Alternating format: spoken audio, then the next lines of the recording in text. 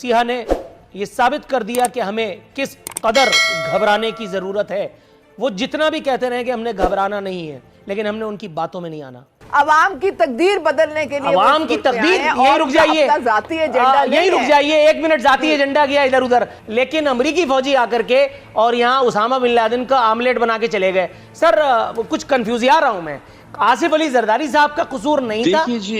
دیکھیے جی آپ کو یہ بھی یاد ہوگا کہ نیٹو کنوائی پہ بھی ہم نے 9 مہینے پابندی لگائی تھی. آپ کو یہ بھی یاد ہوگا کہ شمسی ایئر بیس اور شہبازی ایئر بیس بھی ہم نے سر وہ سلالہ حملے کے بعد لگی تھی، اللہ کو مانے، وہ تو جنرل کیانی نے کیا تھا، وہ پاک فوج نے کیا تھا. 9 فوجی جوانوں کی شہادتیں ہوئی تھیں. امریکہ کے سامنے کون بولے گا ماں سوائے فوج کے؟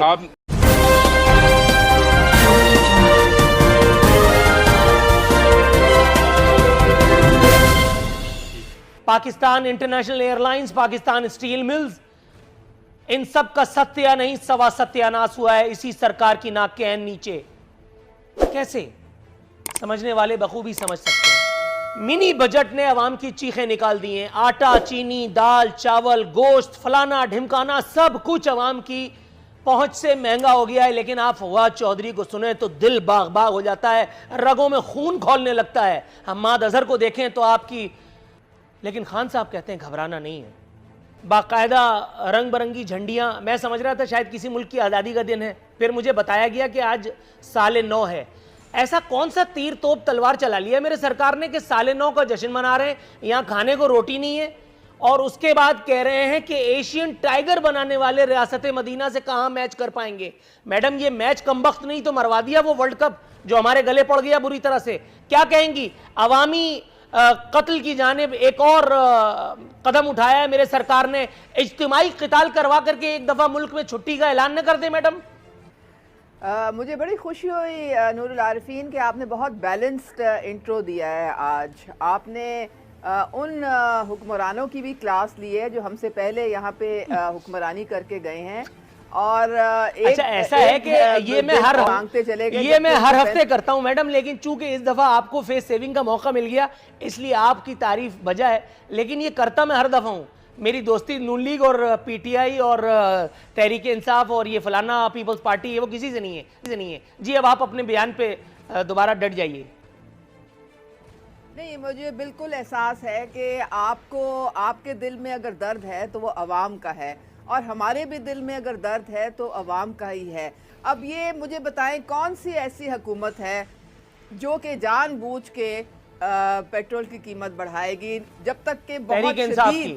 آپ نے سوال کیا، میں نے جواب دے دیا. تحریک انصاف کی نہیں پچھلی مرتبہ اوگرا نے کہا 10.5 روپے پیٹرولیم کی قیمتیں کم کرو، سرکار نے صاف جھانسا دیا 5 روپے کم کر کے اور حاتم طائی کی قبر پہ لات مار دی. لیکن جب بڑھانا ہوتا ہے تو فوراً انٹرنیشنل کمیونٹی کے کندھے پہ رکھ کے اور توپ چلا دیتے ہیں. جی میڈم. نور العارفین، کیونکہ ہمارا جو سسٹم ٹیکس کا چھوڑ کے گئے ہیں یہ پچھلے لوگ، وہ 85% جو ہے وہ انڈائریکٹ ٹیکسز پہ مشتمل ہے. اگر یہ لیوی اور جو انڈائریکٹ ٹیکس جو کہ ہر ایک کو، امیر غریب کو برابر کا دینا پڑتا ہے، انفارچونیٹلی اگر اس کو آپ بالکل ختم کر دیں گے تو آپ کا ملک جو ہے وہ چل ہی نہیں سکتا ہے. کیونکہ یہ جو آپ، تو گویا اس کا مطلب یہ ہے کہ آپ یہ فرما رہی ہیں کہ یہ ملک اس وقت چل رہا ہے. آپ کے بیان سے یہ نتیجہ اخذ کرنا چاہیے کہ یہ ملک اس وقت چل رہا ہے، ہاں یا نہ؟ بالکل الحمدللہ. Right madam. اسی انکشاف کے ساتھ تھوڑا سا توقف کی استدعا ہے، میں آپ کی طرف آتا ہوں، تھوڑا سا اگر آپ ویٹ کریں. ابھی ان کو چلاتے ہیں تھوڑا سا اور. میڈم آپ مجھے نہ چلائیے، تھوڑا سا ویٹ کیجئے، میں آپ کی طرف آ رہا ہوں. آپ کو نیا سال بھی مبارکباد دوں گا، تھوڑا سا ویٹ کیجئے. اخونزادہ چٹان صاحب، سر میری آواز صاف سنائی دے رہی ہے؟ میری طرف سے آپ کو بھی اور پوری قوم کو بھی نیا سال مبارک. اچھا میڈم، گڈ ہو گیا. اخونزادہ چٹان صاحب، سر آپ کی دھیمی دھیمی مسکان یہ بتا رہی ہے کہ گویا میرے فتوے سے جزوی صحیح لیکن اتفاق آپ کو بھی ہے.